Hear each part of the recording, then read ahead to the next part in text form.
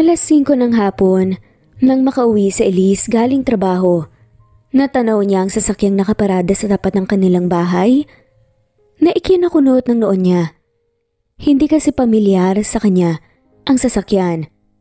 Nasa tapat pa lang siya ng kanilang bakuran nang marinig ni Elise ang iyak mula sa loob ng kanilang bahay at hindi siya maaring magkamali. Iyak yon ng kanyang kapatid. Dali-dali siyang tumakbo papasok at nagulat siya sa nabungaran. 6 na armadong lalaki ang nasa loob ng kanilang bahay habang nasa lapag naman ang kanyang 2 kapatid at ang kanyang ama.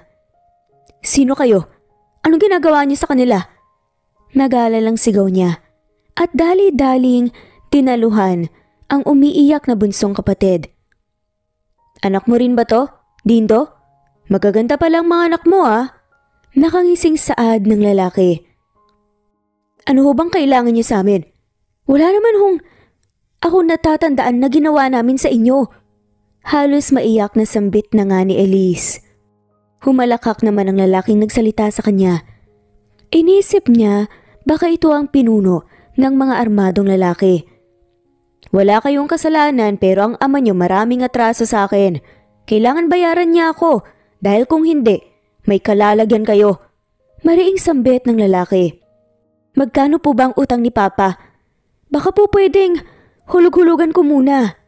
Sambit na Elise at tumaas ang sulok ng labi ng lalaki na tila ba iniisip nitong nagbibiro siya. 20 milyon. At sa tingin ko ay kahit buong buhay kayong magtrabaho hindi mo yun kayang bayaran." Nagulat si Elise sa napakalaking presyong utang ng ama niya.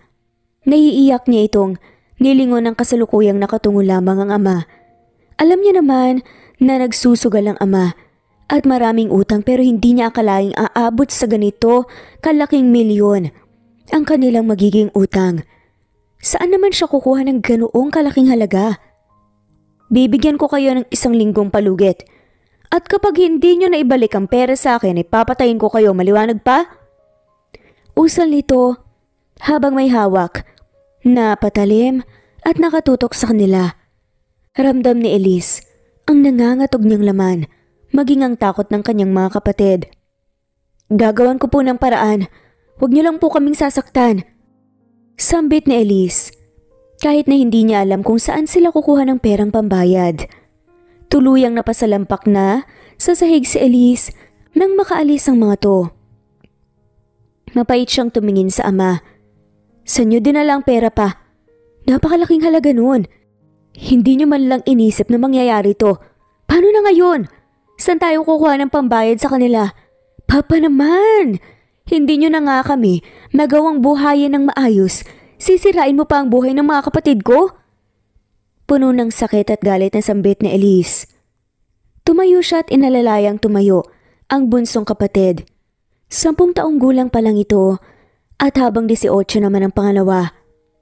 Mag-iisang linggo na ang lumipas, tulala si Elise habang nasa trabaho.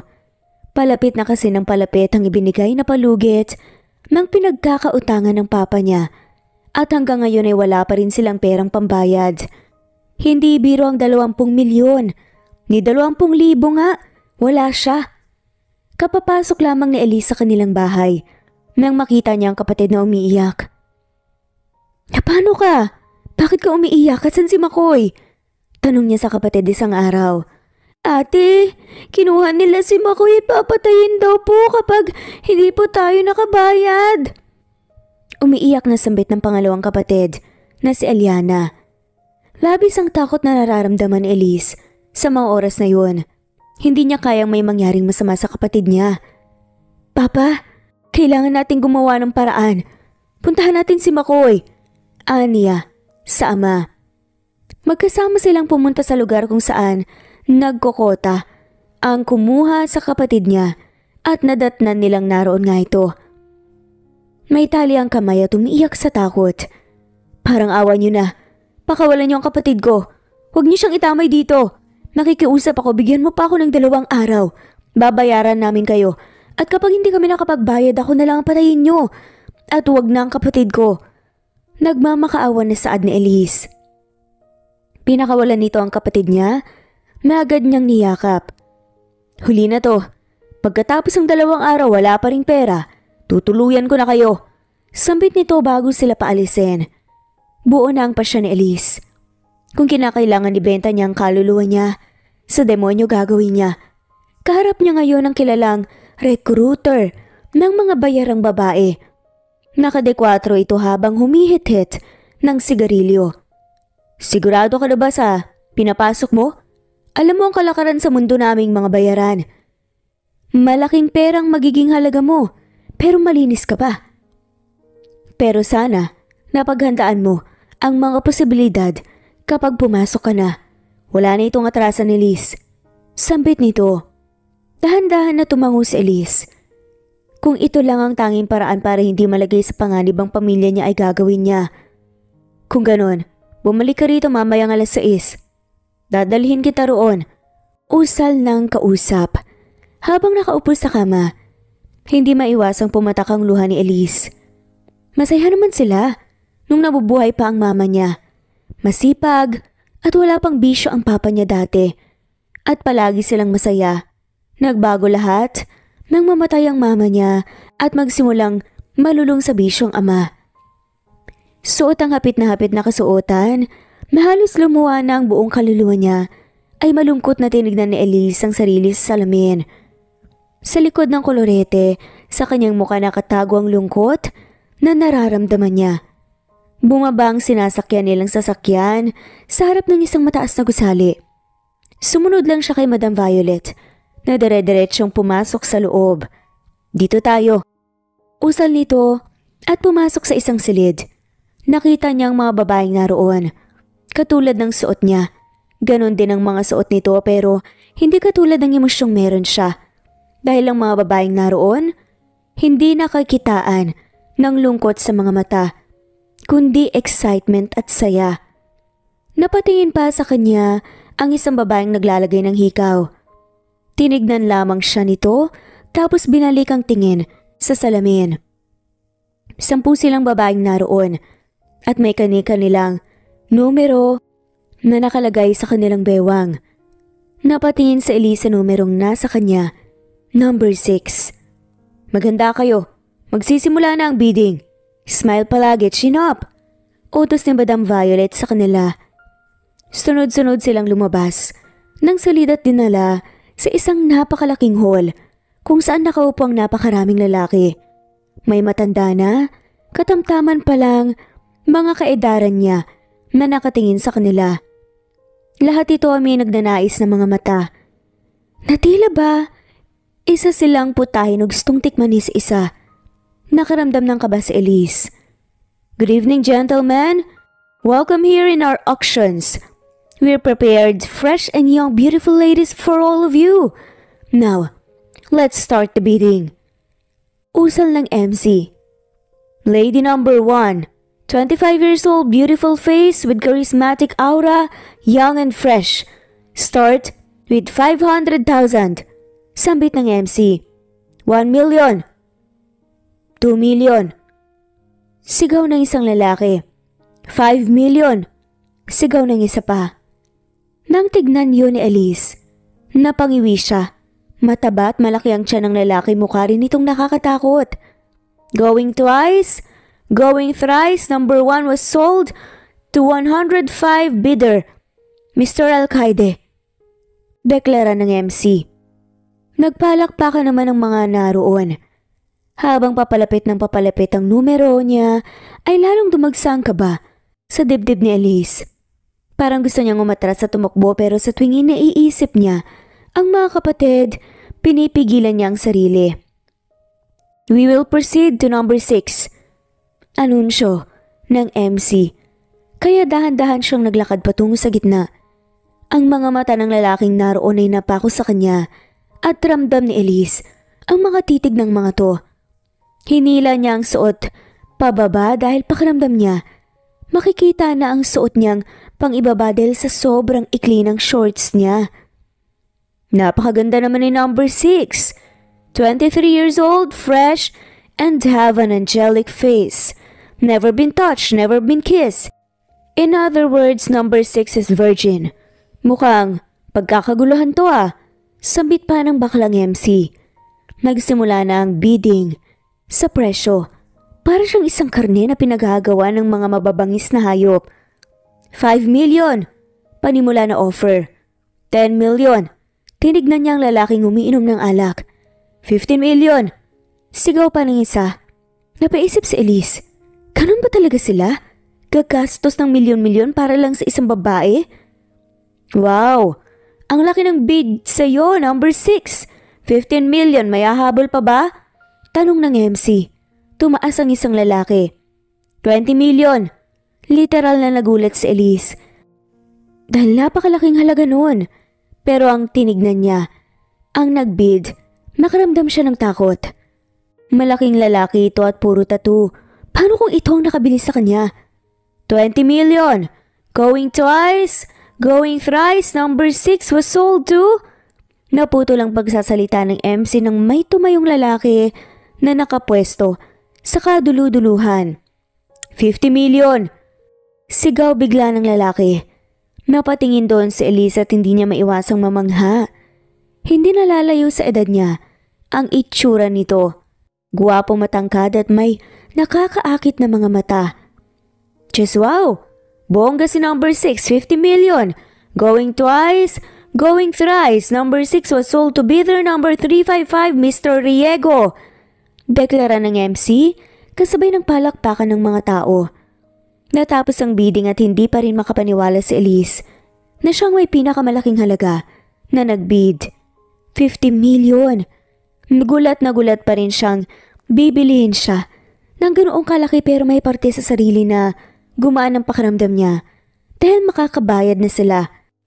Ihatid na kita kay Mr. Diego. Maging mabait ka sa kanya, Elise.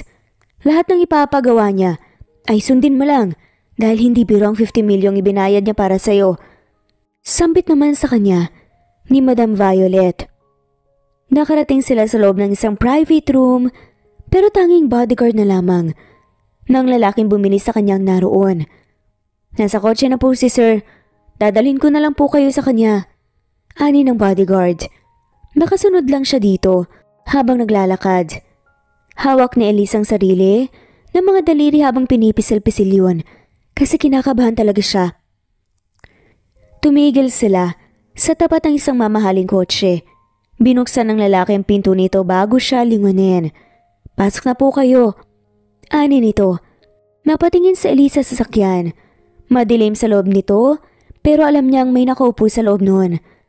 Marahan siyang naglakad papalapit at dahan-dahang ipinasok ang sarili sa loob.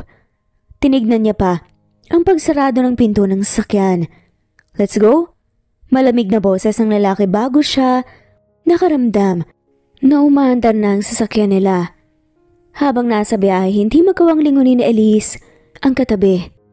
Natatakot siyang humarap dito. Nakaupo lamang siya habang nakapatong ang mga kamay sa magkadikit niyang mga hita. Sa totoo kasi ay nilalamig siya dahil sa lakas ng aircon ng sasakyan. Manipis at maikli lang ang suot ni Elise kaya mas todo ang lamig na nanunuot sa kanya. Naramdaman niya ang pagpatong ng kung anong bagay sa kanya. Nang tignan niya ay isa yung coat. Hinubad ng lalaki ang suot nitong coat at binigay sa kanya. Isuot mo. Nilalamig ka na kanina pa. Usal nito sa malamig pa ring boses. Sa takot na baka magalit ito ay isinuot na yon ni Elise. Wala siyang alam kung saan siya dadalhin ng lalaki. Madilim na ang paligid, tanging mga ilaw na lang ang makikita at mga bukas na tindahan at naglalakihang gusali. Hindi katulad kanina na mas komportable ang pakiramdam ni Elise ngayon. Sa tingin ni Elise ay umabot ng 1 oras ang kanilang biyahe bago tuluyang tumigil ang sasakyan at pumasok sa loob ng gates. Madilim pero nakikita pa rin ni Elise ang malaking bahay sa harap niya. Pumasok sila sa loob at walang tao doon maliban sa kanila. Naiwan naman ang 2 bodyguard nito sa labas. Tahimik lang siyang nakasunod sa lalaki hanggang sa umakyat ito sa 2 palapag. Binuksan nito ang pinto sa unang silid tapos ay nilingon siya. Maligo ka na at magbihis. Babalik ako mamaya. Nito bago siya iniwan. At magdidiretso patungo sa isa pang kwarto malapit lang sa pinagdalhan sa kanya. Habang nasa ilalim ng shower, ay hindi mawala sa isip ni Elise ang gagawin sa kanya ng lalaki. Alam niya namang may mangyayari sa kanila dahil binili nga siya nito pero hindi niya talaga napaghandaan. Wala siyang naging boyfriend kaya wala siyang alam sa kahit na ano. Wala siyang ka-experience. Nakasuot lamang si Elise ng roba habang nakaupo sa kama at hinihintay ang pagbabalik ng lalaki. Ilang saglit lang, narinig niya ang pagpihit ng saradura ng pintuan na pumungad sa kanya ang lalaki. Magbihis ka. Usal nito kay Elise habang iniabot ang isang t-shirt at shorts na panglalaki. Bakit? Huhubarin mo rin naman, di ba? Ani pa ng babae at kumunot ang noo. Wala akong balak na angkinin ka ngayong gabi, kaya magbihis ka na. Binili kita para iligtas sa lalaking dapat na nakabili sa'yo kanina. Magbihis ka na at malamig. Pagkatapos matulog ka na at magpahinga. Alam kong pagod ka. Ani pa nito. Paano ang pinayad mo? Babawiin mo ba yon? Nag-aalalang tanong ni Elise. Dahil baka bawiin yon ng lalaki at hindi siya makabayad. Hindi ko yun babawiin, matulog ka na. Bukas na tayo mag-usap. Sambit nito bago siya iwan. Kinabukasan ay maagang nagising si Elise. Namamahay siya, kaya ganoon. Hindi rin mawala sa isip niya ang mga kapatid at ang papa niya dahil baka binalikan ito ng pinagkakautangan ng ama. Bumaba at napakatahimik ng paligid. Walang taong naroroon. Pumunta siya sa kusina at nakakita ng ref. Binuksan niya yon. Saka naghanap ng maluluto. Katatapos nilang lutuin ang manok na nakuha niya sa ref nang pumasok ang lalaki. Halatang bagong gising pa ito dahil medyo gulo-gulo pa ang buhok. Pasensya na. Kung nangialam ako sa kusina mo, nagugutom kasi ako eh. Nakatungong sambit ni Elise.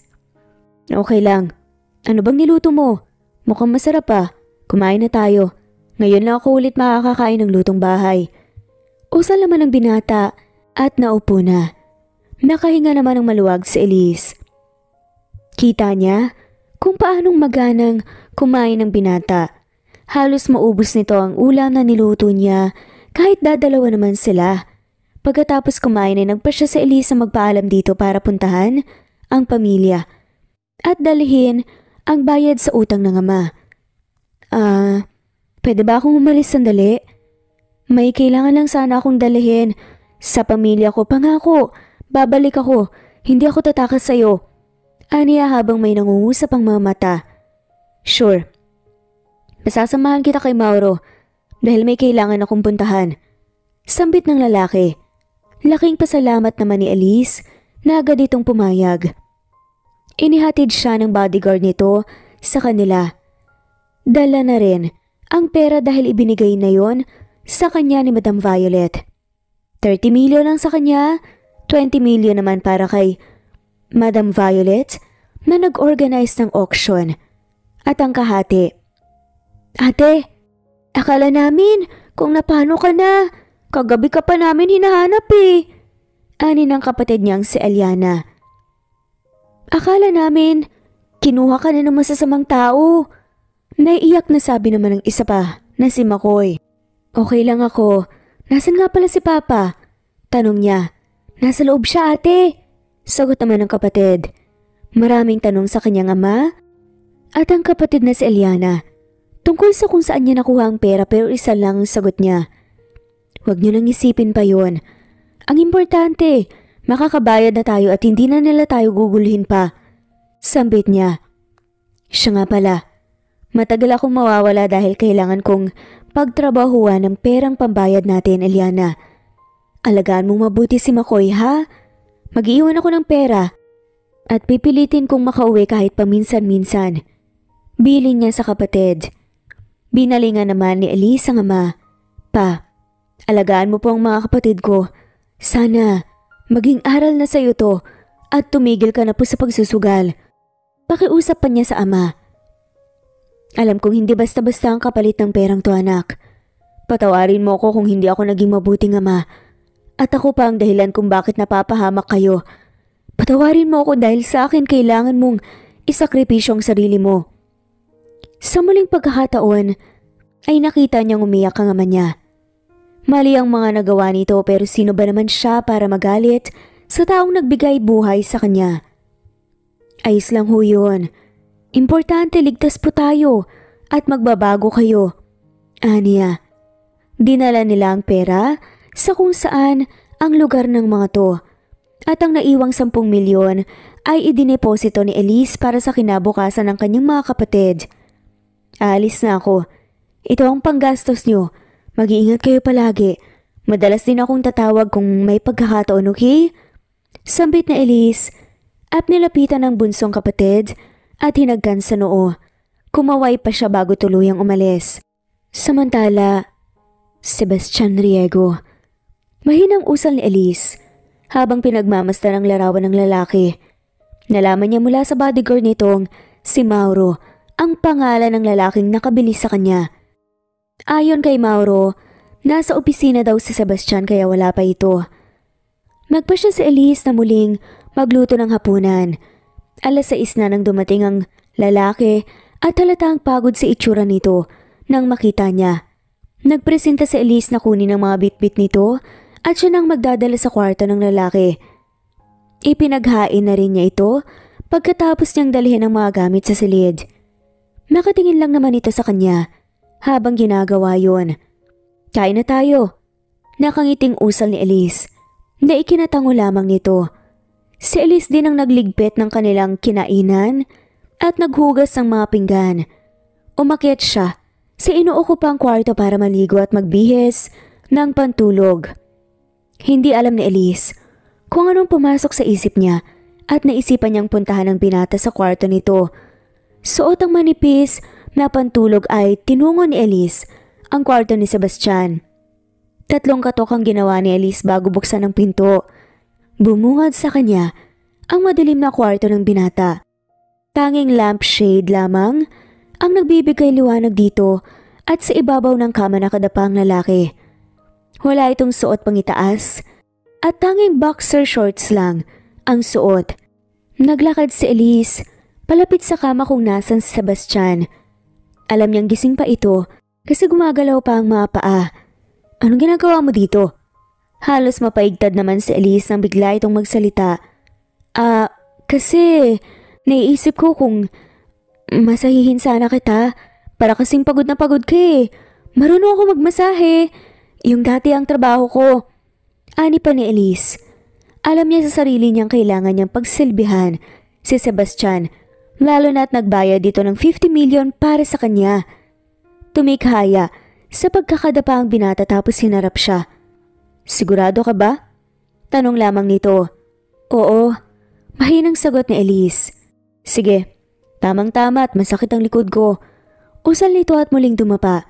Dahan-dahan namang sumampa sa Elise sa kama at sandali pa siyang nabigla nang maglapat ang balat nila. Nasa tabi siya ni Sebastian habang minamasahe niyang balikat at likod nito. Hindi alam ni Elise pero may kakaiba siyang nararamdaman sa sariling katawan. Nagulat siya nang biglang bumalikwas sa pagkakahiga si Sebastian at itulak siya pahiga. Napasinghap si Elise nang hawakan ni Sebastian ang magkabilang braso niya at ilapit nito ang mukha sa kanya. Napapikit sa Elise nang unti-unti niyang maramdaman ang malambot na labi ng lalaki na dumadampi sa kanya. Umaayon ang katawan niya sa nangyayari. Pakiramdam niya kasi obligasyon naman niyang ibigay ang sarili dito, hindi lang dahil bayad siya nito, kundi dahil may parte sa kanya na gusto niyang ibigay ang sarili dito. Unti-unting bumaba ang halik ni Sebastian sa kanya. Nakakalasing ang mga ibinibigay nitong halik. Sabihin mo lang na ayaw mo. Hindi kita pipilitin. Namamaos pa na sambit nito pero tanging-tango lamang ang naisagot ni Elise. Nagsimula na siyang angkinin ng binata. Ingat na ingat ito sa kanya.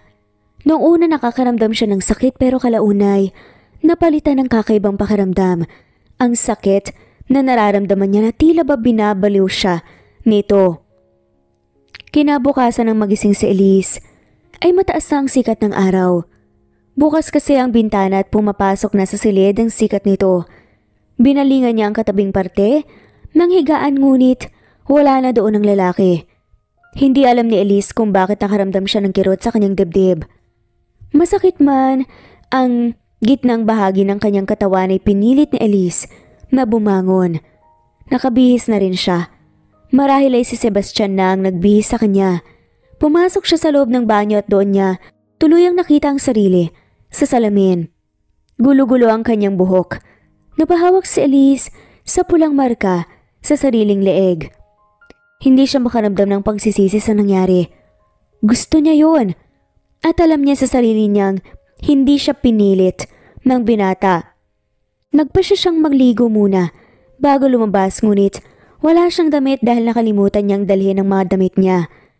Kumuha muna si Elise ng t-shirt at shorts sa closet ni Sebastian. Pinili niya yung medyo maliit. Marahan siyang bumaba ng hagdan dahil masakit pa rin ang gitnang bahagi niya. Pero hindi niya inaasahang madaratnan si Sebastian sa kusina habang nagluluto. Buong akala niya kasi umalis na ito patungong trabaho. Gising ka na pala. Masakit pa ba? Namula naman si Elise nang mapagtanto kung anong tinutukoy ng lalaki. Hindi naman gaano, ani ni Elise sa mababang boses dahil nahihiya nga ito. Dadalhan na lang sana kita ng pagkain sa itaas para hindi ka na mahirapan pang bumaba. Nagluto ko. Kain tayo. Aya pa ng lalaki.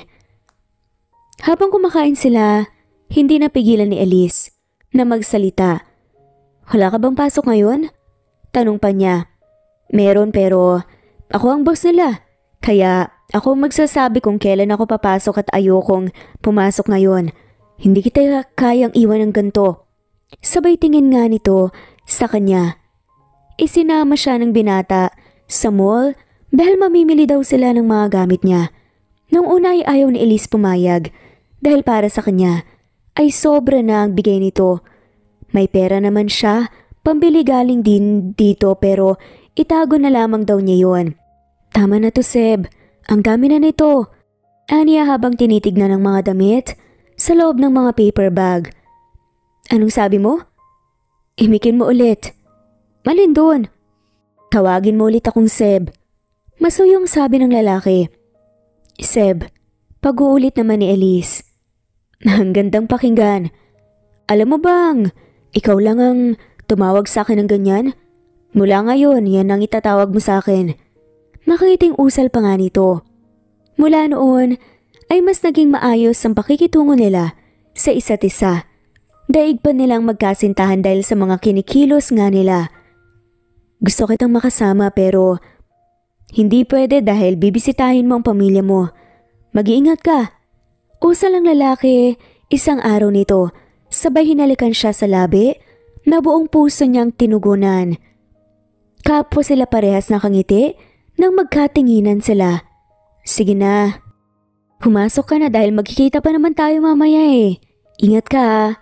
Paalam niya dito hanggang sa tuluyan na itong nakaalis. Pagkaalis ni Sebastian, umalis na rin si Elise. Namiss niya ang mga kapatid niya. Kaya nagpaalam siya sa binata na uuwi na siya. Tuwang-tuwa naman ang mga kapatid niya nang dumating siya. Nagulat pa si Elise nang malamang ang papa niya ang nagluluto ng pagkain nila. Hindi na rin daw ito nagsusugal at naglalasing.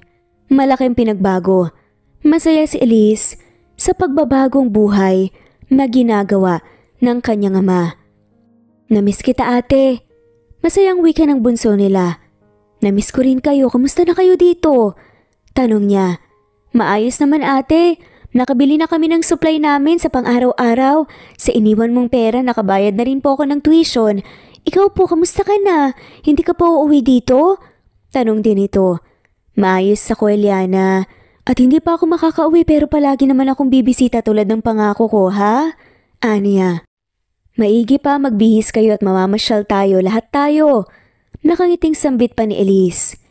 Hindi maipaliwanag ni Elise kung gaano siya kasaya habang pinapanood ang kapatid na naglalaro at sumasakay ng iba't ibang rides.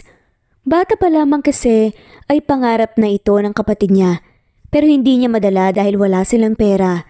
Ibinili niya na rin ng motor ang papa niya para may gamitin ito sa pagsundo sa mga kapatid sa eskwela. Ibinili niya rin ng bagong damit, sapatos at mga kagamitan sa bahay ang mga to. Mauna na po ako pa. Ingat po kayo palagi ha. Paalam niya. Salamat anak, mag-iingat ka rin. Ani naman ang ama.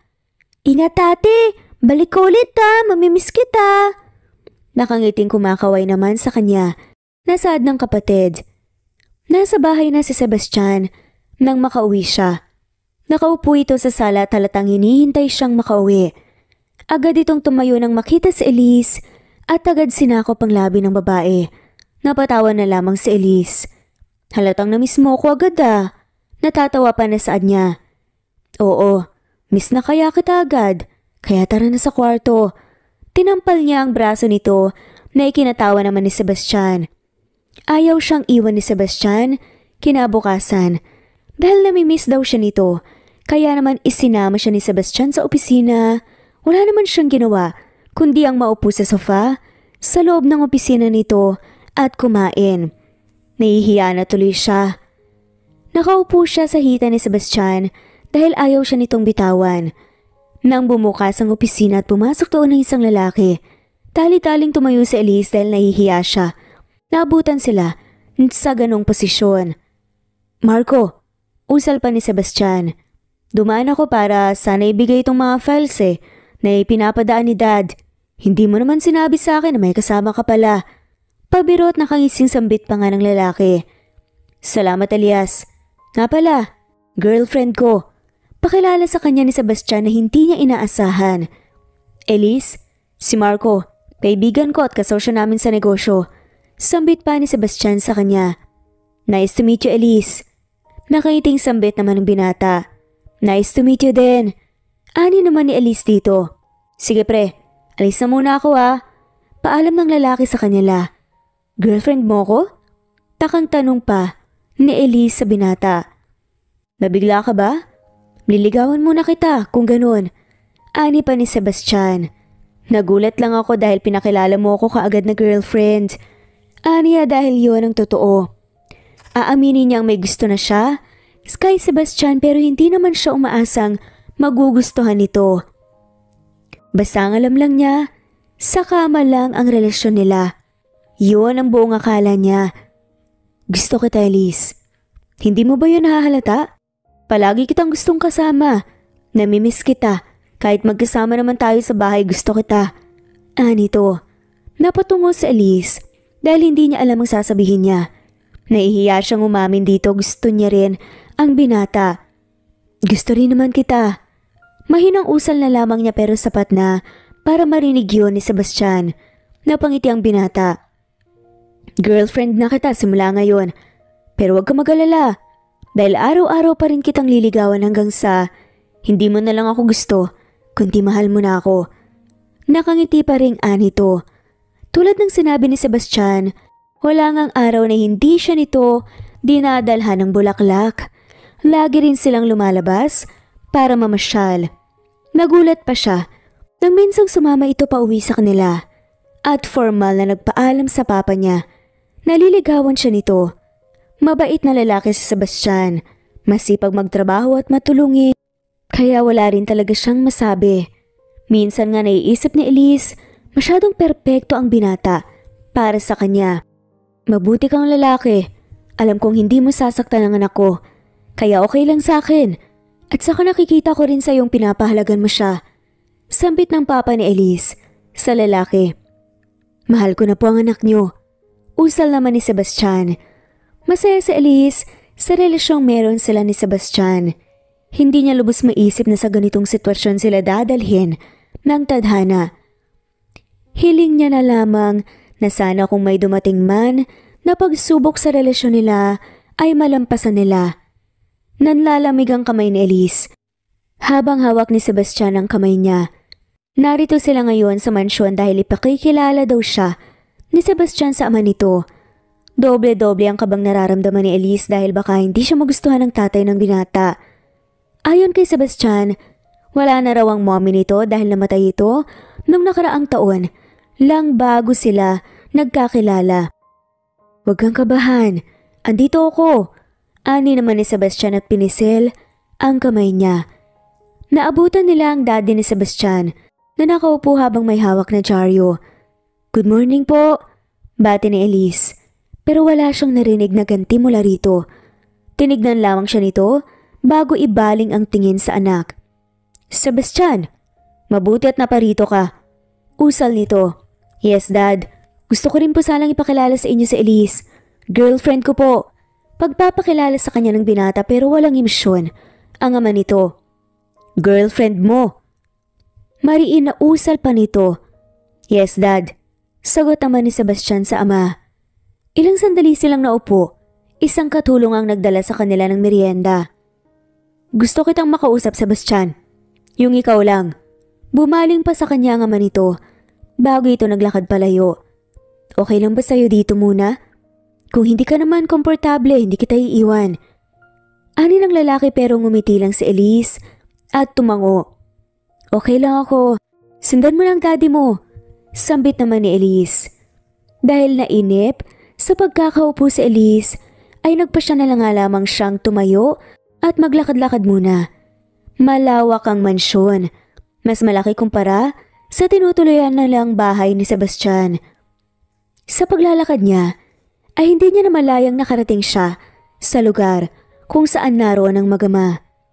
Ilang metro lang ang pagitan nila. Nasa likod ng sliding door si Elise kaya hindi siya nito nakita. Aalis na nga sana siya dahil wala siyang balak makinig sa pribado nitong pag-uusapan nang marinig niya ang binitawang salita ng ama ni Sebastian. "Hindi ko gusto ang babaeng yun para sa'yo, Sebastian. Hiwalayan mo siya." Mariing tura ng ama. Aaminin ni Elise, nasaktan siya. Kanina pa lamang pagdating nila ay alam niyang hindi siya gusto ng ama. "Dad, girlfriend ko po si Elise. At wala kayong magagawa doon. Kung hindi niyo po siya kayang tanggapin at hindi niyo po siya gusto, hindi ko na po problema yon." Seryosong saad pa naman ng lalaki. "Alam mong si Olivia ang gusto ko para sa'yo." Dagdag pa ng ama. "Pero hindi ako ikaw. Hindi si Olivia ang gusto ko pa. At hindi ko siya magugustuhan. Mahal ko si Elise. At wala akong pakialam kung hindi niyo siya gusto. Dinala ko lang siya dito para ipakilala pero kung ganito lang din naman ay aalis na kami." Diretsong saad pa ni Sebastian. "Akala mo ba? Hindi ko malalaman kung saan mo pinulot ang babaeng yan? Isa siyang bayarang babae. Kaya hindi ko siya magugustuhan para sa'yo." Tila napatid naman ang pasensya ni Sebastian at naihagis ang hawak nitong baso. "Shut up, Dad. Hindi bayarang babae si Elise. Kahit anong gawin niyo, hindi niyo ako pwedeng diktahan kung sino ang dapat kong gustuhin at mahalin. Alis na kami." Mabilis na naglakad pa alis si Sebastian at huli na para magtago pa siya dahil nakita siya nito. Hindi niya alam na may luha na palang pumapatak sa mga mata niya. "Tara na, huwag mo na siyang pansinin. Huwag mong isipin ang mga sinabi niya. Mahal kita at yun lang ang isipin mo. Hindi natin ipipilit ang relasyon natin sa kanya. Hindi natin kailangang magpaliwanag sa iba." Ani pa nito at iginiya siya palabas. Masakit para kay Elise na malamang ayaw sa kanya ng ama ni Sebastian. Lalo na ito na lang ang natitira nitong pamilya. "Mahal na mahal kita, Elise. At wala akong pakialam kahit tumutol pa si Dad sa atin. Huwag mo nang isipin pa dahil na malulungkot ka lang." Ani nito tinagkan pa siya sa noo. Sa mga lumipas na araw ay nakalimutan na ni Elise ang tungkol sa ama ni Sebastian. Hindi rin naman kasi nagsasawa ang lalaking iparamdam sa kanya na mahal siya nito. Hindi niya kailangan mag-alala dahil ipaglalaban siya nito. Ilang araw na rin siyang nakakaramdam ng kakaiba sa katawan niya. Kaya nang umalis si Sebastian para pumasok sa trabaho, lumabas siya para bumili ng bagay na kukumpirma sa hinala niya. Magkahalong kaba at sayang naramdaman ni Elise habang hawak ang pregnancy test na ginamit niya. Nakatatlong ulit pa siya para sigurado at iisa lang ang lumabas sa resulta. 2 linya na pula ang lumabas. Ibig sabihin buntis siya. Positive. Magkakaanak na sila ni Sebastian. Nagluto siya ng paboritong ulam ni Sebastian dahil masaya siya. Alam niya ring matutuwa ito kapag nalaman na magkakaanak na sila. Inilagay niya sa bulsa ng suot niyang damit ang pregnancy test na ginamit niya. Dali-daling pumunta si Elise sa labas nang marinig ang makina ng sasakyan ni Sebastian. Nakangiti siya habang hinihintay itong bumaba at mabilis na yumakap dito. Mukhang na-miss mo ko ah. May dala ako ng mga pinapabili mong pinya. Ani pa ng binata sa kanya. Sabay silang pumasok. Ang dami mong niluto. At saka parang ang saya-saya mo ngayon. Anong meron? Tanong nito bago siya hinalikan. Ngumiti lang si Elise bago tinulungang alisin ang suot na necktie ni Sebastian at ang suot nitong pang-opisina. Kumain muna tayo. Mamaya ko sasabihin sa'yo. Hindi pa rin mawala sa labi niya ang saya. Natawa namang tumango si Sebastian. Pagkatapos kumain ay sabay nilang niligpit ang pinagkainan. Noong una ay gusto pang kumuha ng binata ng katulong pero tumutol siya. Mas gusto niya kasing siya ang nagsisilbi sa binata. Anong sasabihin mo sa akin? Tanong ni Sebastian habang nakaupo sila. Kinuha ni Elise ang pregnancy test. Sa bulsa niya tinilagay sa palad ni Sebastian. Kumunot naman ang noo ng binata dahil nagtataka ito kung ano ang binigay niya. Tinitigan ni Sebastian ang pregnancy test hanggang sa unti-unti nitong maintindihan ang nais niyang sabihin. Buntis ka? Hindi makapaniwalang tanong nito. Oo, magiging tatay ka na. Usal ni Elise sa masayang tono. Napatalo naman sa tuwa si Sebastian habang hawak ang titi. We're pregnant. Magiging daddy na ako. Malakas na sigaw nito at bakas ang saya sa boses. Niyakap siya ng binata at halos ayaw ng bitawan. Mahal na mahal kita, Elise. Magpapaksal na tayo. Gusto na kitang pakasalan. Ayokong lumabas ang anak natin na hindi pa tayo kasal. Sampit ni Sebastian na hindi inaasahan ni Elise. Pakakasalan mo ko? Naiiyak pa na tanong niya. Oo naman. Plano ko naman talaga. Napaaga lang kasi. Magkakababy na tayo. Ani pa nito. Kahit na ayaw sa akin ng daddy mo? Tanong pa ni Elise. Hinawakan ni Sebastian ang kamay niya tapos hinalikan. Wala akong pakialam sa kanila. Kung hindi ka nila gusto, basta ako mahal kita. At ang magiging anak natin. Hindi man ito ang nais kong pagpo-propose sa'yo dahil wala akong singsing. Gusto ko na itong itanong sa'yo ngayon. Will you please marry me? Nangungusap ang mga matang tanong nito. Ramdam niya ang pagmamahal ng binata sa kanya. At ganun din dito. Mahal na mahal niya rin ito. Oo naman. Masayang sagot niya at niyakap. Mabilis na inasikaso ni Sebastian ang tungkol sa kasal nila. Kinabukasan din matapos nitong mag-propose ay nagpunta sila sa kanila para sabihin sa papa niya ang tungkol sa pagpapakasal nila at hindi naman ito tutol. Sinabi niya rin ang tungkol sa pagbubuntis niya. Sa isang private resort sila ikakasal. Tanging mga malapit na kaibigan lang ni Sebastian ang imbitado. Hindi na nito sinabihan ng sariling ama dahil alam nilang tutol lang ito. Ilang kamag-anakan naman ni Elise ang dumalo sa kasal. Habang naglalakad ay dahan-dahan at akay-akay nga ang ama. Naiiyak na tinatanaw ni Elise ang lalaki naghihintay sa kanya sa dulo. Naiiyak siya sa sobrang saya.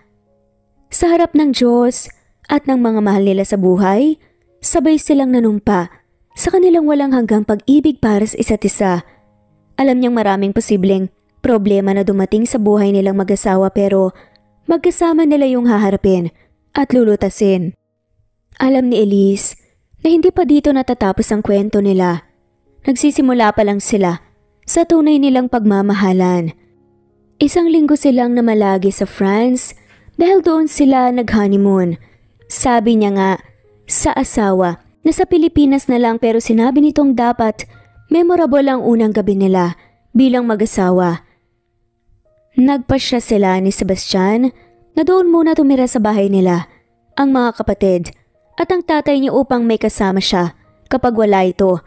Hindi daw kasi ito Mapapalagay kung sakaling iwan siyang mag-isa lalo na at palagi itong nasa opisina.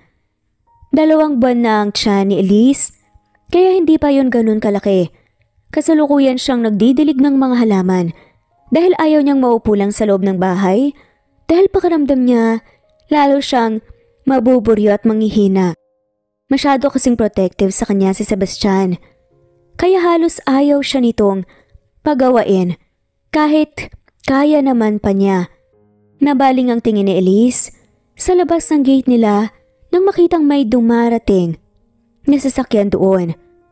At hindi yun pamilyar sa kanya. Pinatay at binitawan ni Elise ang hose na hawak at pumunta sa gate. Nasagot ang katunungan sa kanyang isip nang bumaba mula sa kotse ang tatay ni Sebastian. Dahil ayaw niyang maging bastos, ay binuksan ni Elise ang gate at pinapasok ito. Sandali pang iginala ng matanda ang paningin sa paligid bago siya balingan ng tingin. "Nasaan si Sebastian?" tanong nito. "Nasa opisina po si Seb. Mamaya pa pong hapon ang uwi niya," sagot niya. "Ikaw lang pala mag-isa rito kung ganun," ani nito. "Kasama ko po ang papa ko at mga kapatid ko, nasa loob po sila," sagot pa niya. Muli siya nitong tinignan at ngumisi. "At talagang sinama mo pa ang pamilya mo dito. Layuan mo ang anak ko. Hindi ka nababagay sa kanya. Hindi ka tulad mong babae ang nais ko para sa anak ko." Mariing utos nito para kumuyom ang mga kamao niya. "Mawalang galang lang ho. Pero hindi ko po ihiwalayan ang anak niyo. Dahil lang po sa gusto niyo. At isa pa." Itinaas niya ang kamay na merong singsing. "Kasal na ho kami. At wala na po kayong magagawa pa. Sa ayaw at sa gusto niyo, asawa na po ako ng anak niyo. Mahal niya po ako. At hanggang ako ang mahal niya, ay wala akong dahilan para iwan siya. Dahil sa gusto niyo." Mariing sambit pa niya. Nakita niyang umigting ang panga ng ama ni Sebastian bago ito tumalikod at sumakay sa kotse nito. Nakakuyom pa rin ang kamao ni Elise hanggang sa nakaalis ang matanda. Aaminin niyang masama talaga ang loob niya dito. "Sino yung lalaking kausap mo kanina, anak?" tanong ng papa niya nang makapasok pa sa loob ng bahay. "Daddy po ni Sebastian," aniya. Hindi naman lingid sa kalaman ng papa niya na ayaw ng daddy ni Sebastian sa kanya. "Anong sinabi niya sa'yo?" Nag-aalalang tanong nito. "Wala naman po. Tinanong lang niya kung nandito ba si Seb. Sabi ko wala at mamayang hapon pa po ang uwi." Pagsisinungaling lamang ng babae. Ayaw niya kasing ikwento pa dito ang tunay na sinabi ng ama ng asawa. Nang makauwi si Sebastian, ay agad ikinuwento ng ama niya ang tungkol sa pagpunta ng daddy nito na dapat ay hindi na niya sasabihin. "Anong sinabi sa iyo ni Dad?" tanong ni Sebastian habang nasa kwarto sila. "Wala naman. Tinanong ka lang niya sa akin," aniya, pero hindi ito naniwala. "Sabihin mo sa akin, pinagsalitaan ka ba niya ng masama?" "Kahit ama ko pa siya, hindi ko yun palalampasin," sambit pa nito. "Wala nga. Sinabi niyang hiwalayan kita pero sabi ko, hindi ko gagawin. Sinabi ko rin kasal na tayo kaya ayun, umalis na," sambit pa nito. Niyakap lang siya nito. "Hayaan na natin siya. Hindi naman niya tayo mapaghihiwalay eh," sambit nito. Kabuwanan na ngayon ni Elise. Ilang araw o linggo na lang ang hihintayin nila at makakasama na niya ang anak. Birthday ngayon ni Sebastian at gusto niyang sorpresahin ang asawa sa opisina. Hindi naman maselan ang pagbubuntis niya, kaya ayos lang kung pumunta siya doon. Si Mauro ang driver niya. Nung una, ayaw pa siyang payagan ng tatay niya na umalis dahil baka daw mapano pa siya, pero sinabi niyang okay lang siya at walang mangyayari. Habang nasa biyahe, ay napansin niyang natataranta si Mauro. "Anong nangyayari? May problema ba?" tanong ni Elise dahil napansin niya rin ang pagbilis ng takbo ng sinasakyang kotse. "Ayaw pong kumagat ng preno, ma'am. Kanina ko pa po inaapakan pero ayaw po niyang gumana eh." Kabadong usal pa ng driver. Umahon ang kaba sa dibdib ni Elise, lalo pa't mas maraming sasakyan silang nakakasalubong at nawawala ng kontrol na ang sasakyan. Kung hindi ibabangga ni Mauro ang sasakyan, ay mas lalo silang mapapahamak. Ibangga mo na, Mauro. Diyan sa puno. Itagilid mo para hindi tayo bampuruhan. Kabang sambit na Elise. Sa ilang saglit lang, nararamdaman niya ang malakas na pagbangga nila sa puno. Mas inisip niya ang nasa sinapupunan niya. Nanuot ang sakit sa buong katawan ni Elise. Naramdaman niya ang dugong umagos sa kanyang ulo habang si Mauro pinipilit lumabas ng sasakyan. Unti-unting nadagdagan ng sakit na nararamdaman ni Elise nang sumakit ang tiyan niya. Humihilab ito at nahihirapan siya dahil hindi siya makagalaw. Mauro, manganganak na ata ako! Utal niyang sambit. Napasigaw na lamang siya ng malakas sa ere. Hanggang sa narinig niya ang iyak ng sanggol. Nakalabas na ng sasakyan si Mauro at kahit masakit ang buong katawan, umikot ito para puntahan siya. Ang anak ko, Mauro. Kunin mo siya. Iligtas mo ang anak ko. Nanghihinang sabi ni Elise. Kumuha ang driver ng damit at binalot ang sanggol. Binuhat niya ito palabas ng sasakyan. Hihingi lang ako ng tulong, ma'am. Papara ako ng sasakyan. Hintayin niyo po ako. Sambit nito bago iikay kang naglakad. Habang karga ang sanggol, napunong-puno pa ng dugo. Ngunit bago pa man makabalik si Mauro, sumabog na ang sinasakyan nilang kotse. Dahilan para tuluyan siyang manghina. Kasabay ng pagkatupok nga ng sasakyan ay ang pagiyak ng sanggol na hawak niya. Humahangos si Sebastian nang makarating siya sa ospital kung nasan dinala ang anak niya at si Mauro. Halos matumba siya nang malamang nasunog ang sinasakyan ng mga to. At naroon sa loob ng sasakyan ng asawa niya. Hindi totoo yan. Buhay ang asawa ko, hindi siya yan. Bitawan niyo ako. Hahanapin ko siya, hindi yan ang asawa ko. Umiiyak na sabi ni Sebastian. Hindi siya naniniwala. Hindi patay ang asawa niya. Hindi siya nito iiwan. Sir, nakuha po namin ito sa labi ng biktima. Iniabot sa kanya ng pulis ang plastic at nasa loob noon ng isang pamilyar na singsing, ang wedding ring nila ni Elise. Elise, mahal ko, bitawan niyo ako. Nagwawala siya dahil hindi niya matanggap na wala na ang kanyang asawa. Malungkot na nakatingin si Sebastian sa anak. Lalaki ang anak nila ni Elise. Gusto niyang maging masaya dahil ligtas ang anak nila, pero paano? Gayong wala naman ang asawa niya. Kalahati ng pagkatao niya ang nawala nang mamatay ito. Sebastian, alam kong nasasaktan ka sa pagkawala ni Elise at ganun din ako. Pero may anak ka pa.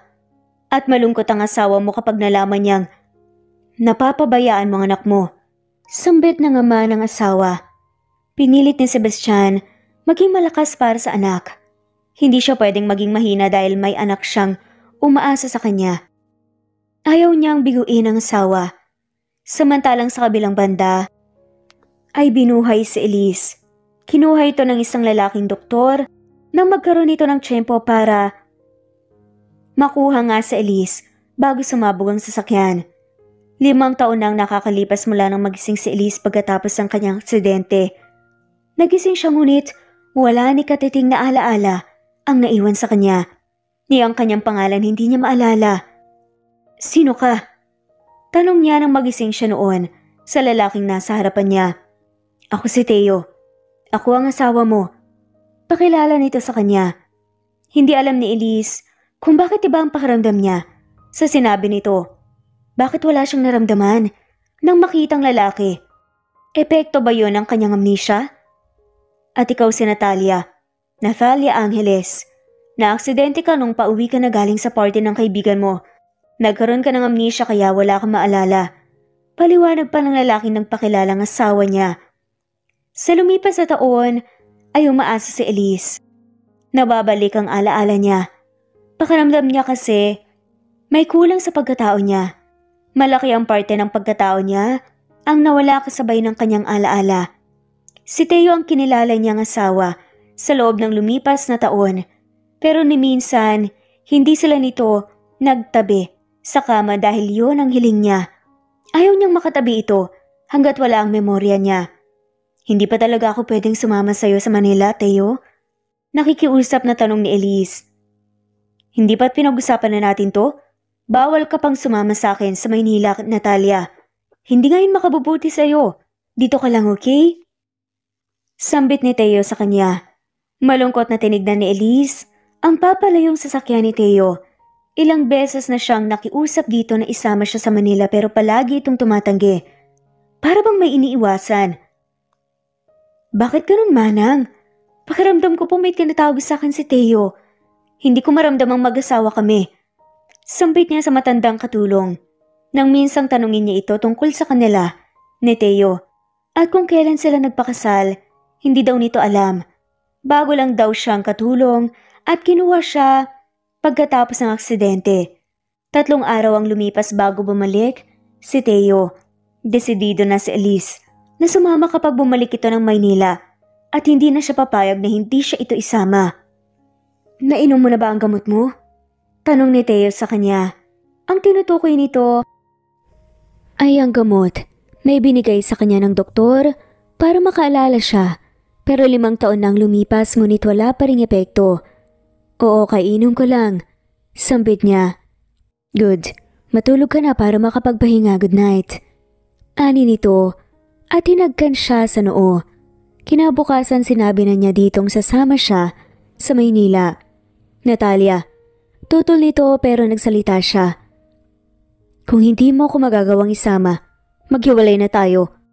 Asawa mo ko pero hindi mo ko hinahayaan na makasama ka papunta doon? Ano bang tinatago mo? May tinatago ka ba sa akin kaya ayaw mo kong isama sa Manila? May ayaw ka bang malaman ako?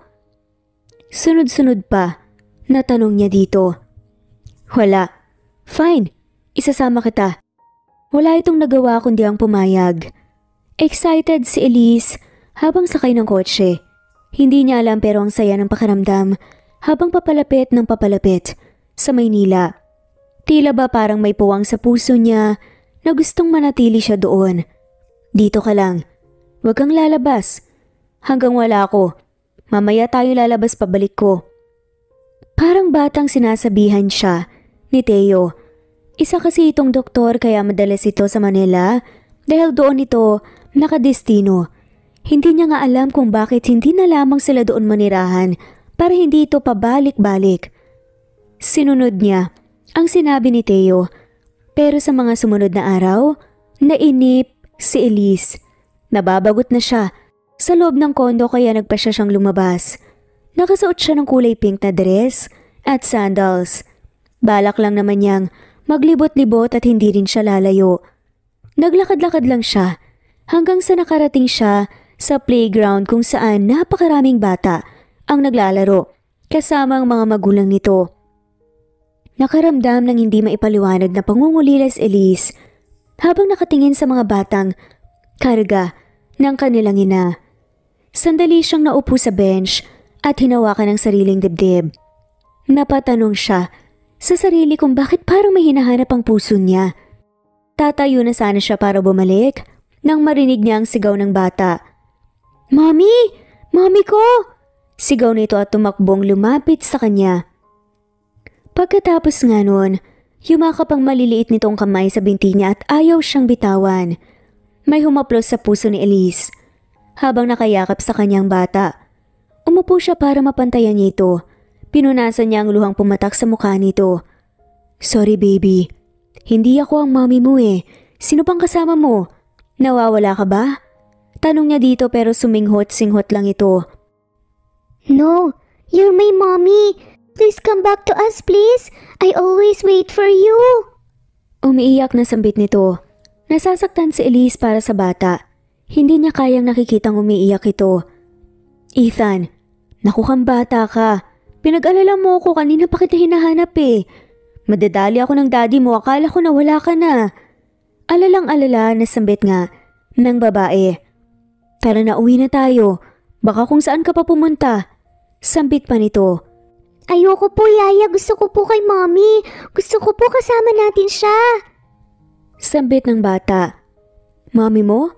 Unti-unting nagangat ang tingin ng yaya nito sa kanya at nagulat ito. Mami Liz? Usal nito. Po?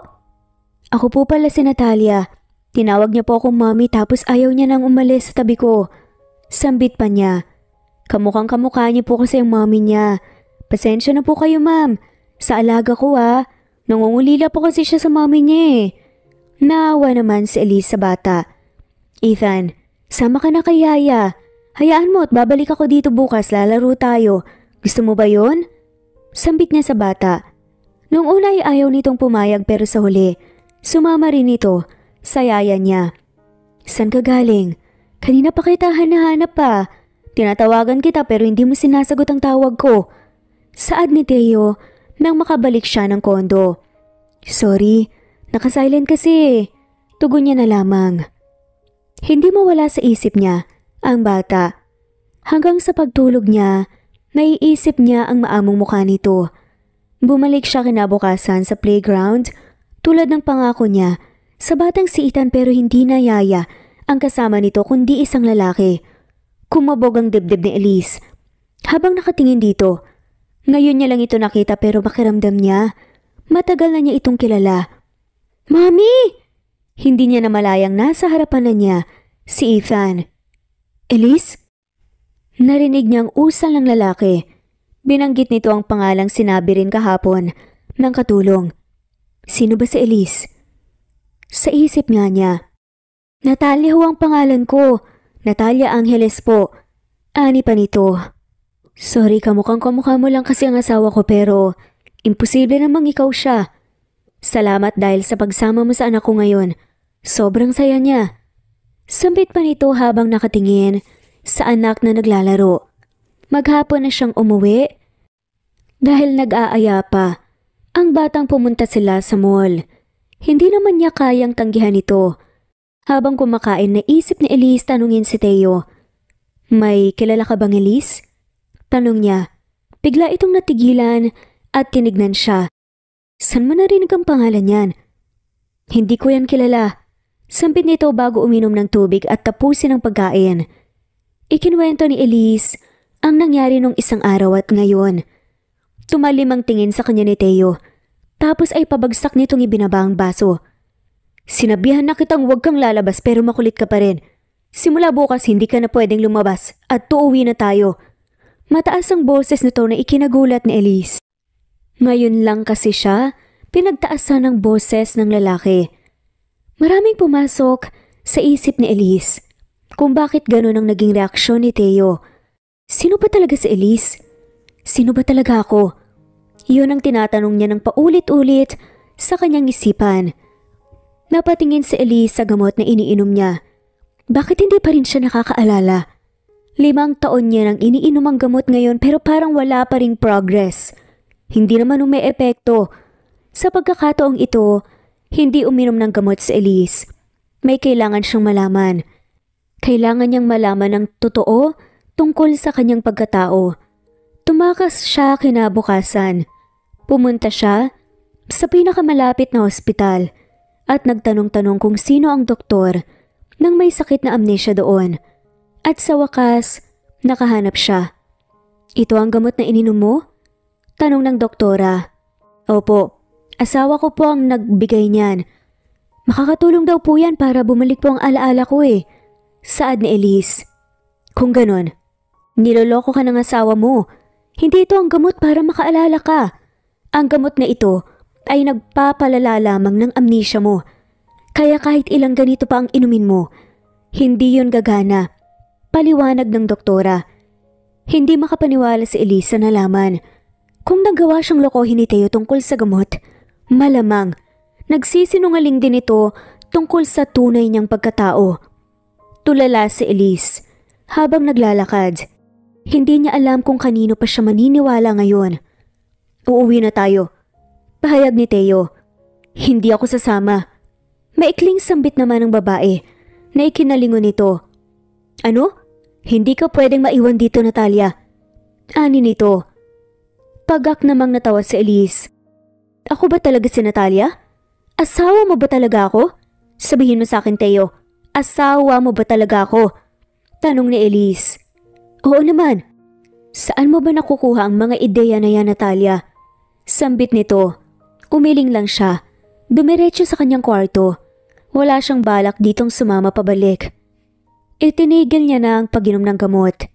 Itinapon niya na ang gamot Dahil hindi siya gagaling doon, kailangan siya mismo ang gumawa ng paraan para bumalik ang alaala niya. Maaga siyang lumabas kinabukasan. Dahan-dahan niyang binuksan ang pinto pero hindi pa man siya tuluyang makalalabas nang makita niya si Teo.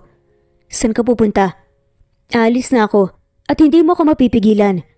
Pero mabilis siya nitong nilapitan at hinila. "Hindi ka pwedeng umalis. Walang aalis dito. Dito ka lang. Sa akin ka lang." Tila ng ibang tao nga ang lalaking kaharap niya. Mahigpit siyang hinila ni Teo at ibinagsak sa sofa. "Bitawan mo nga ako. Aalis ako." Sigaw pa rin ni Elise pero hinawakan nito ang nang mahigpit ang kamay niya. Mabilis na sinipa ni Elise ang lalaki at kinuha ang vase at ipinukpok ito sa kanya.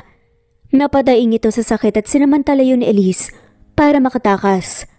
Tumakbo siya palabas, hindi niya alam kung saan siya pupunta dahil wala siyang dalang pera at kahit na ano pa.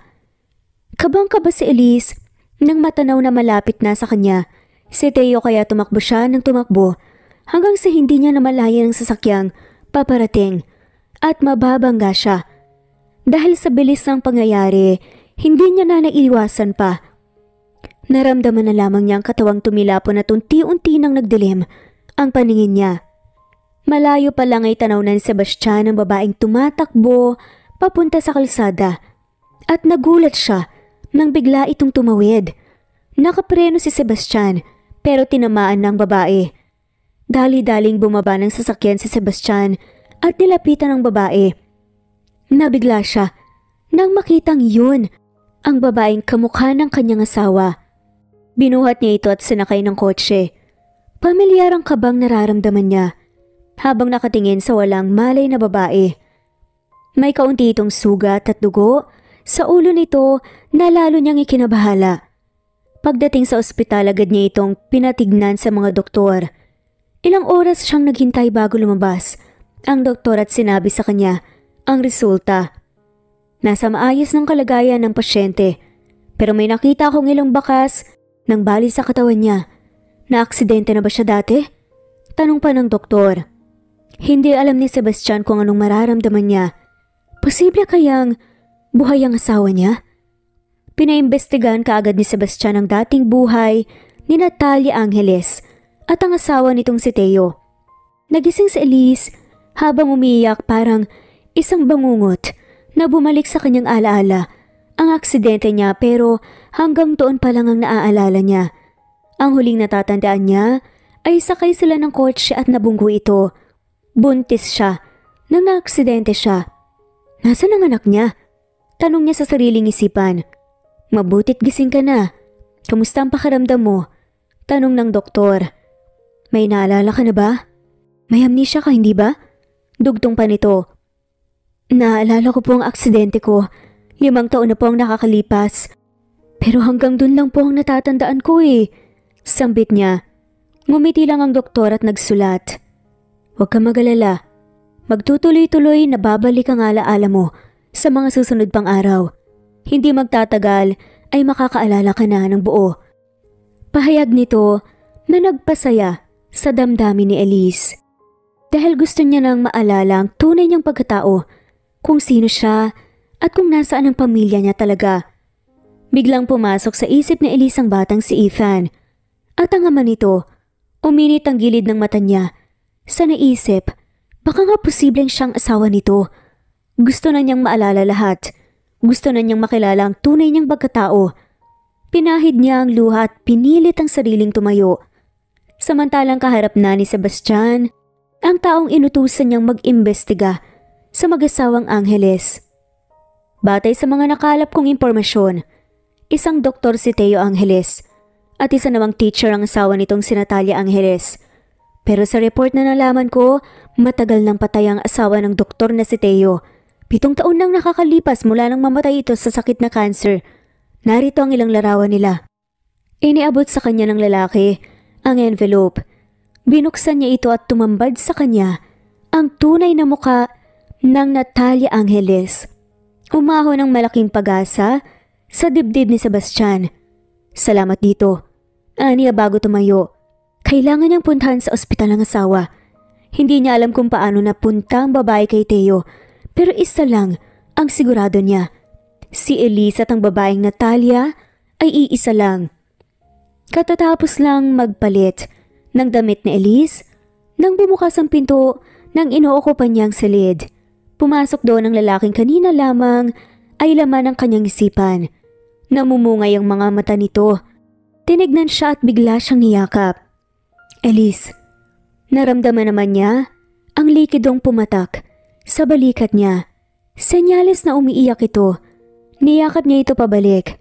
Hindi pa man lubos na naaalala ni Elise ang lahat.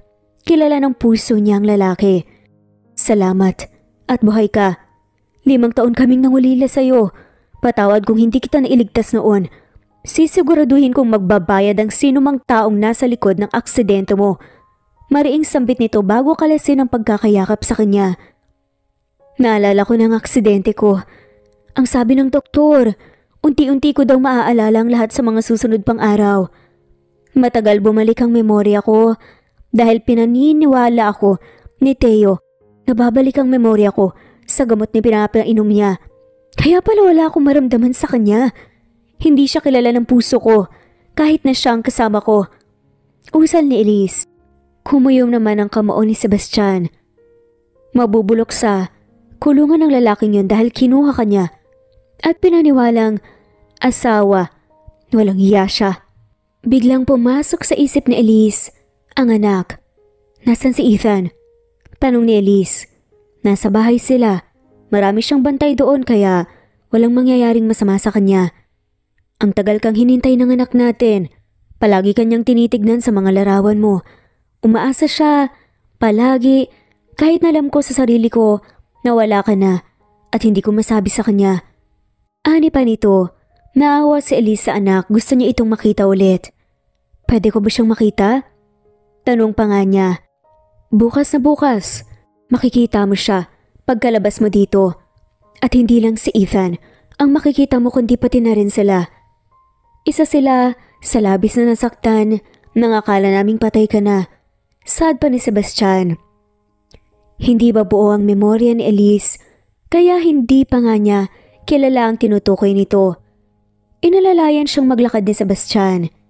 Binigyan din siya ng gamot ng doktor para mabilis siyang makaalala. Sa pagkakataong ito ay tamang gamot na ang iniinom niya. Habang nakatingin sa harap ng bahay, pakiramdam ni Elise nang galing na siya dito. Sandali siyang napatigil sa paglalakad. Nang ilang senaryo ang pumasok sa isip niya. Isang babaeng nakangiti habang pinagluluto ang asawa. Tapos 2 tao na tumatawag sa kanya ng ate. Ayos ka lang? Nag-aalalang tanong ni Sebastian. Oo, sagot ni Elise at tumuloy sa pagpasok. Bumungad sa kanilang pagpasok ang isang matandang lalaki. Isang binatilyong lalaki at dalaga tapos ang anak. Mami! Ate! Anak! Sabay-sabay na usal ng mga to sa kanya. Habang nakatingin dito, ay unti-unting bumalik ang alaala ni Elise sa kanyang pamilya. Naiiyak niya itong tinakbo at niyakap. Papa, Bakoy, Eliana, namiss ko kayo. Umiiyak na sambit pa nga niya. Ilang taon siyang nawala at malaking parte ng puso niya ay nangulila sa mga to. Nakahiga sila sa kamang 3. Nasa gitna nila ang anak na si Ethan. Hindi ka na po ba alis, Mommy? Inosenteng tanong nito. Hinaplos naman ni Elise ang buhok ng anak. Hindi na ako alis, anak. Hindi na ako mawawala ulit. Dito lang ako sa tabi ninyo ng daddy. Ani at hinalikan nito sa noo. Maraming taon nang nawala sa kanila ng anak niya at sisikapin niyang puna ng mga sandaling wala siya. Nang magising si Elise kinabukasan, parang bumalik ang lahat sa kanya. Naalala niya na lahat ng nakalimutan niyang memorya mula sa kung paano sila nagkakilala ni Sebastian. Natatandaan ko na ang lahat ng tungkol sa atin, Seb. Naalala ko na lahat. Umiiyak pa na sambit niya. Kaya nauutal siya. Sa muling pagbabalik ng nawala niyang memorya ay ang pagkabuo ng kanyang pagkatao. Dahil buhay si Elise, ay muling binuksan ang investigasyon sa aksidente nila. Lumalabas na sinadyang Tanggalan ng preno ang sinasakyan nilang kotse at ang may gawa nun ay ang dating tauhan ni Sebastian na umalis sa kanya matapos ang pangyayari. Ipinahanap ni Sebastian ang lalaking may gawa nito. Iyak ito ng iyak. Nagmamakaawang wag patayin dahil may pamilya ito. May pamilya siya. Pero bakit nagawa niya ito? Sa isip-isip ni Elise. Si Sir Santi po. Si Sir Santi po ang nag-utos na gawin ko yun. Ang tatay niyo po, sir. Pinagbantaan niya akong papatayin ang mag-iina ko sa oras na hindi ko ginawa ang utos niya. Wala po akong pagpipilian. Patawarin niyo po ako. Umiiyak at nagsusumamo pa nitong Saad. Nang dahil sa ginawa mo, 3 buhay ang muntik nang mawala. Isa ay nawalay sa amin ng matagal, ng anak ko. Sambit ni Sebastian. Matapos makalap ang lahat ng ebidensya, ay naglabas ng warrant of arrest ang pulis laban sa tatay ni Sebastian. Anak kita. Kung hindi dahil sa akin wala ka sa mundong to, tapos ito pang igaganti mo? Ipakukulong mo ang sarili mong ama? Galit na sigaw ng matanda. Yun na nga eh. Ama kita, pero hindi mo ako kailanman tinuring na anak. Nagawa mo pang ipahamak ang magina ko. Anong klase kang tao? Puno ng pait at galit na sa adaman ni Sebastian para sa ama. Walang nagawa ang tatay nito nang bitbitin na ito ng mga pulis. At nalaman din nilang kasabwat ng tatay nito, si Theo. May gusto kasi ang doktor kay Elise dahil naaalala nito ang asawa sa kanya nang minsan silang magkita noon. Yun ang araw na magsimula itong magkagusto kay Elise at nagawa ang bagay na yon. 3 taon nang lumipas pero parang kahapon lamang nangyari ang lahat. Kay bilis ng panahon, 8 taon na ang panganay nila, si Ethan. Mommy, Eya is so annoying! Sigaw ng isa sa kambal na anak na lalaki 3 taong gulang pa lamang ito. Mommy, Elo doesn't want to play with me. Sumbong naman ang kakambal nitong babae. Nilapitan ito ni Sebastian at kinarga. Di ba sabi ni mommy at daddy bawal magaway?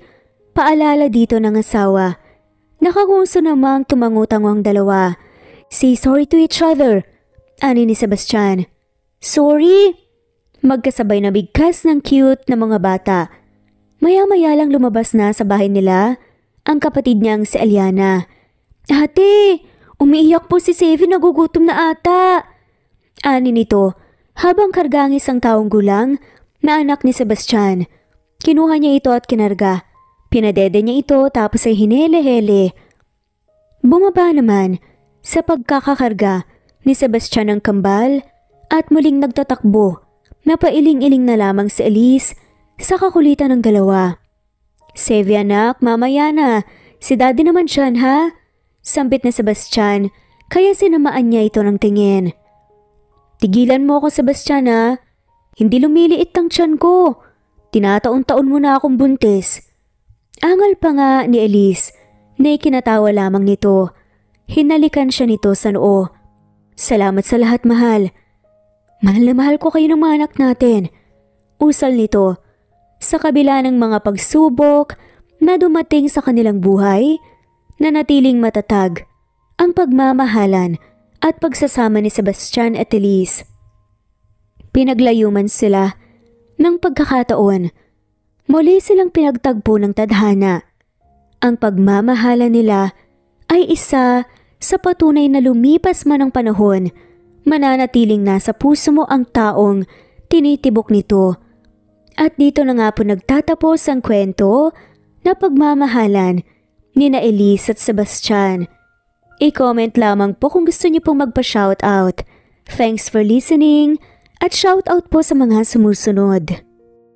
Merlilyn, Emily Borac, Daisy Blasa, Mespet Hanaban, Mylene Versosa, Presbyteros Rose, Jen, Vanessa, Cecilia Alvior, Nesbet, Teofila Perez, Daisy, Wenoni, Nelani Juan, Rosemary de la Cruz, Rosemary Palaganas, Imelda Forteza, Wenoni Anya Lucas, Ostonalito, Jerry Ramos, Judy Quilates, Imelda Forteza,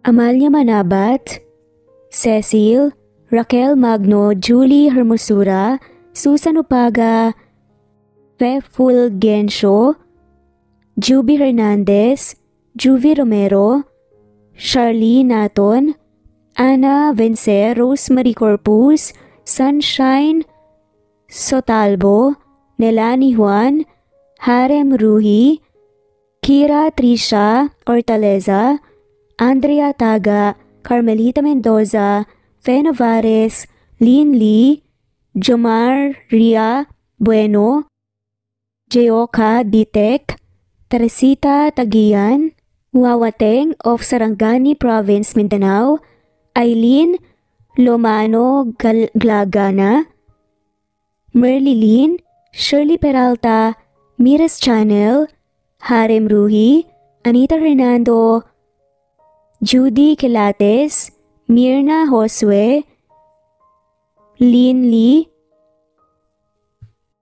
Lina Castillo, Emily, Wendy Bird, Mirna Josue, Madeline Escoro, Rosemary de la Cruz, Emily, Didi, Jane Magallanes, Eileen, Mark Anthony Seriales, Evangelina,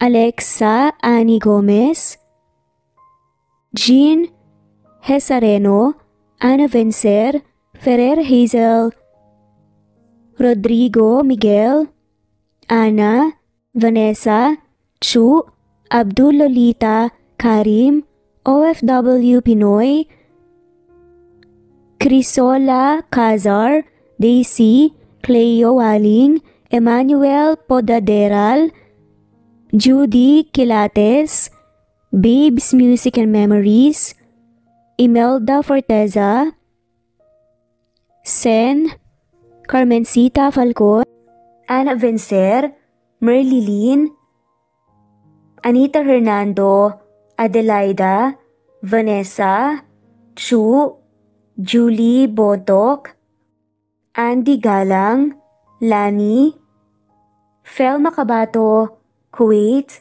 Jasmine Baya, Marietta Amper, Buenoni, Maricel Cabigon, Rosemary Palaganas, Rosemary de la Cruz, Ellie Bitasolo, Eileen, Emily Borac, Ofelia Gaetano, Jeje Monramos, Junaline, Hebedo, Daisy Blasa, Flori Robles, Corazon Danke, Nelani Juan, Flordet, Miras Channel, Alarica Padua, Harem Ruchi, Evelina Kiamco, Ostonalito, Anisha Jacobe, Vanessa, JC, Emelita Matias, Reynaldo, Cleo Kawaling, Irene Lagidaw, Wilma, Imelda Forteza,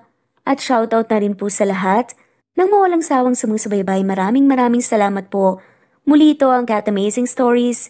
Thanks for listening and God bless everyone.